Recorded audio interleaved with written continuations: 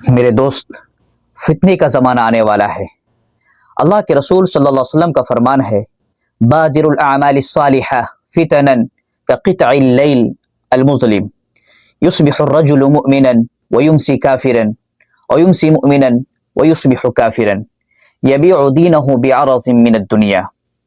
فرمایا کہ نیک عمل میں جلدی کر لو، جتنا وقت مل رہا ہے اس کو غنیمت جانو۔ کیوں؟ اس لیے کہ بڑے فتنے آنے والے ہیں، ایسے فتنے جیسے اندھیری رات کے ٹکڑے۔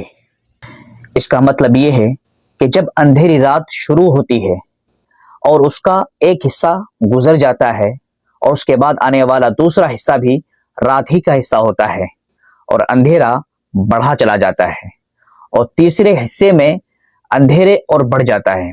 لہٰذا اللہ کے رسول صلی اللہ علیہ وسلم فرما رہے ہیں کہ اگر تمہارے دل میں یہ خیال ہے کہ اور تھوڑا سا وقت گزر جائے پھر کام شروع کروں گا، تو یاد رکھو کہ اور وقت جو آنے والا ہے وہ زیادہ تاریکی والا ہے، زیادہ اندھیرا والا ہے۔